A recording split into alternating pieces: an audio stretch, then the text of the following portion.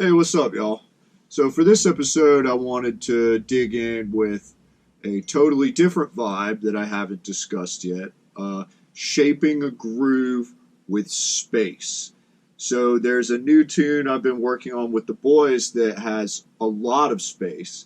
And this is interesting because it's essentially just two grooves that happen throughout the entire song. So, I'll do the one that goes most of the time, and then there's like one epic part where it opens up and then it goes back down. So it's literally just these two feels that I kind of came up with, and I wanted to talk a little bit about navigating a groove that has a lot of space, and how depending on where you put the space, you need to be very calculating and clever about how you crash, when you crash, and kind of the pitfalls and so forth that you can run into. So here is the first groove, just to give you guys an idea.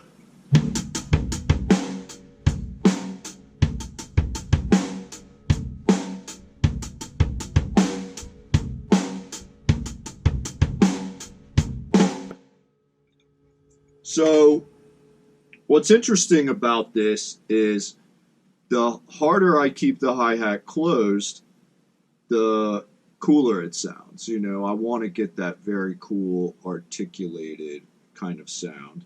And I noticed this as I was shaping the groove towards the end, before the one happens again.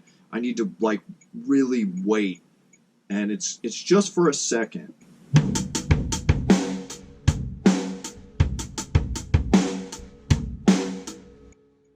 You see what I mean? And it's has this really cool kind of thing happening. And I noticed immediately when I was doing this, if I go to crash, the one happens with my right hand already. And it seemed weird to crash at any time on a downbeat. Let me show you what I mean.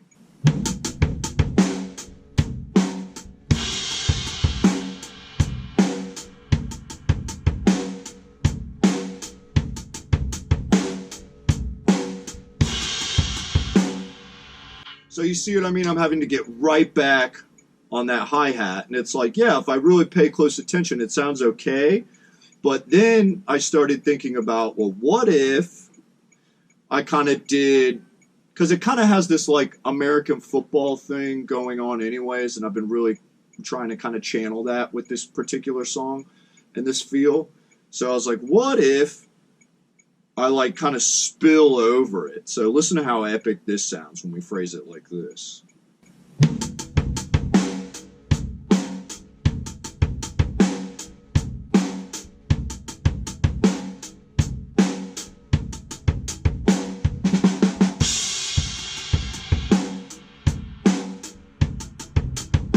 So I absolutely love that, you can hear the decay, much more dramatic.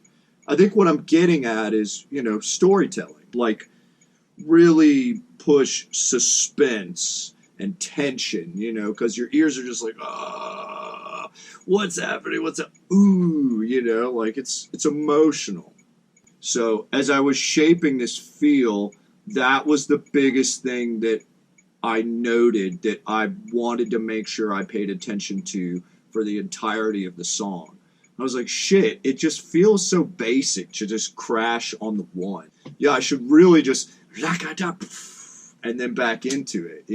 It just had a lot more oomph, and I feel like it just filled in the space a lot more. I'm going to give you guys a tiny preview of what it sounds like full band, because y'all know I had the camera rolling at rehearsal, but I'm not going to give away too much. But just so you guys can get an idea, here it is.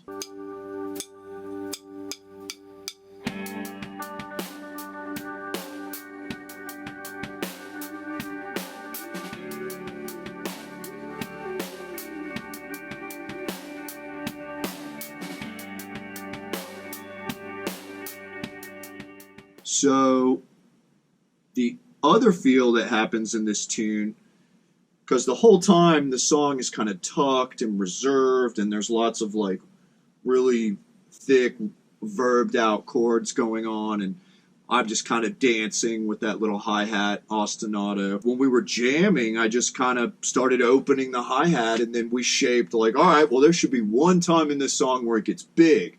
Fuck yeah, this is epic. So I'll play you guys what this sounds like, and then I want to talk a little bit about open-handed technique, because I'm sure that's something that a lot of peeps have had questions about. So I don't want to spend the entirety of this episode on that, but I definitely want to touch on it a little bit because it's important. I think I'll do a whole episode dedicated to open hand technique, but just to show you guys, since it's applicable to this same song, and again, space. So what's cool, I had Nick fill in all the space with like a ping-pongy kind of riff, and then everyone else is kind of, navigating around that, which is cool too.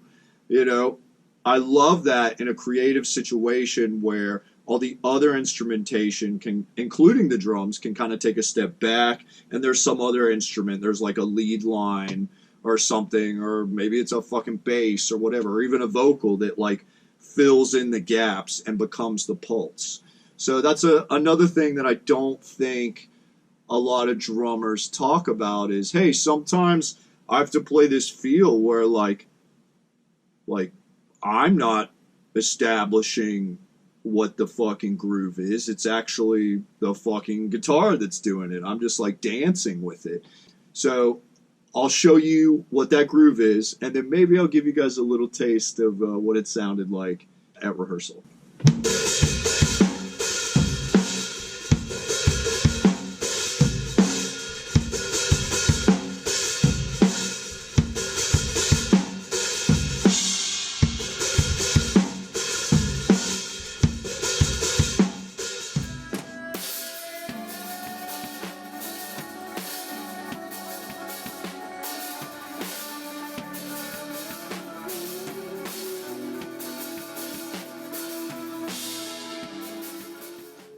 I noticed that I drove that open-handed groove snare crash instead of just like, a boring crash on the one. So like I said, I didn't want to touch too much on open hand, but, I wanted to sneak that tom in there, and finding cool ways to shape an ostinato like that, even if it's just one note, like in the open hat groove that I showed you guys, I think it's really important to do some exploring. I've had the advantage of I'm left-hand dominant, but I can lead right-handed if I had to.